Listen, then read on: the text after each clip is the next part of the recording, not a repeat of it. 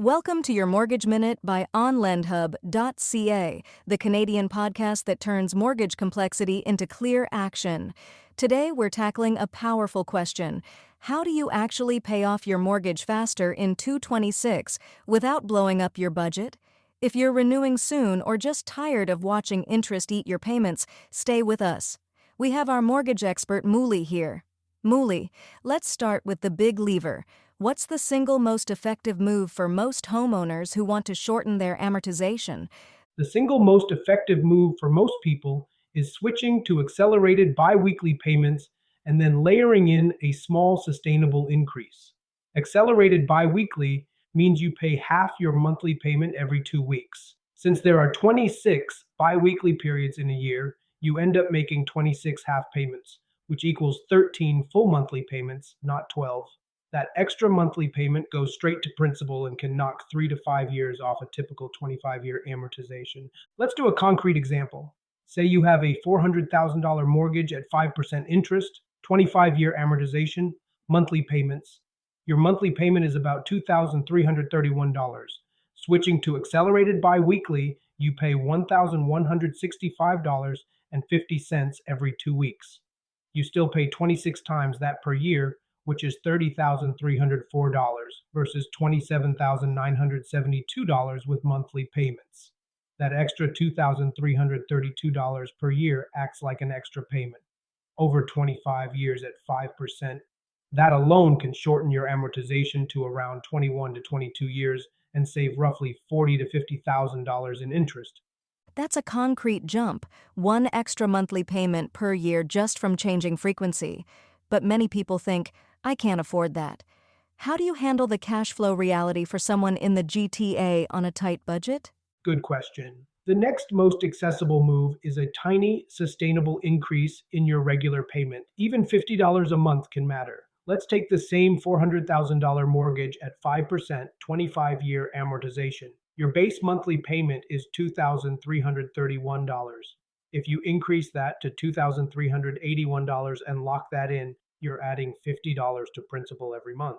Over 10 years, that $50 increase reduces the balance by about $8,000 more than the baseline and can shave roughly 1.5 years off the amortization. Over the full life, you might save $25,000 to $30,000 in interest. The key is to make the increase permanent and automatic, not a one-time bonus. So we've got frequency change and small payment increases. What about lump sums? Many listeners hear about prepayment privileges, but don't know how to use them safely. Most closed mortgages in Canada allow an annual lump sum prepayment, often up to 20% of the original principal. Let's say you have a $500,000 mortgage at 5%, 25-year amortization with 25-year term. At renewal, you get a $15,000 bonus from work. If you put that all toward principal as a lump sum, you immediately reduce the balance by $15,000. On that same $500,000, 5%, 25-year mortgage, a $15,000 lump sum can shorten the amortization by about 10 to 12 months and save roughly $11,000 in interest over the remaining life, assuming everything else stays the same. The math is powerful. Every $1,000 of principal you knock off instantly reduces future interest on that amount for the rest of the term. That's a strong benefit, but what if someone is on a closed mortgage and wants to do a larger prepayment? What's the red flag there? The red flag is ignoring prepayment penalties and privileges. If your contract allows only 20% per year and you pay 30%, the lender can charge an interest rate differential, or IRD, penalty on the excess, which can be thousands of dollars and completely wipe out your interest savings. Always check your mortgage contract for the annual lump sum limit, the increased payment limit, and the exact penalty formula for early payout. Let's talk renewal. How can a renewal become a payoff accelerator rather than just a rate discussion? Here's a strategic decision framework. At renewal, you have two main levers, rate and term. If rates are lower than when you started, you can often keep your payment amount the same but shorten the amortization. Let's say you started with a $400,000 mortgage at 5%, 25-year amortization, and now after 10 years your balance is $300,000. You renew at 4%. If you keep the same monthly payment of about $2,331, that extra principal speed can shorten your amortization by several years automatically. Second framework, if you can afford a modest payment increase, use renewal to reset the amortization to a shorter term, like 20 years instead of 25. On a $300,000 mortgage at 4%, a 20-year amortization monthly payment is about $1,818 versus a 30-year at 4% at about $1,432. If you can afford $1,818, your payoff timeline is 5 years shorter and you save tens of thousands in interest. The rule is don't reset to a fresh 25-year term unless you absolutely need lower payments. Let's ground this with one more example. Someone in Milton has a $600,000 mortgage at 5.5%, 20-year remaining amortization. They can spare an extra $200 a month. What happens if they lock that in? On a $600,000, 5.5% 20-year mortgage, the base monthly payment is about $4,198.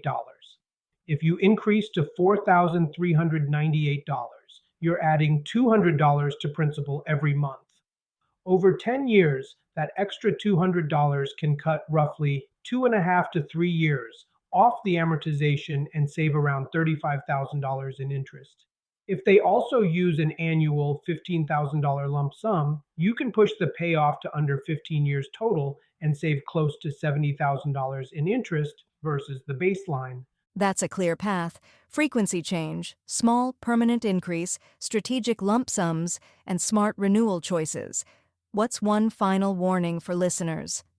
The big red flag: don't use extra mortgage payments before you've handled high interest debt and built an emergency fund. Paying down a 5% mortgage extra while carrying $10,000 at 24% on a credit card is mathematically painful. Always clear high interest debt first, then build 3 to 6 months of expenses and savings, then accelerate your mortgage. Perfect. Key takeaways. Switch to accelerated biweekly payments. Add a small permanent increase you can live with. Use lump sums within your prepayment limit. And at renewal, avoid resetting to a full 25-year term unless you must. For more on Canadian mortgages, stay with your Mortgage Minute by onlendhub.ca. See you in the next episode.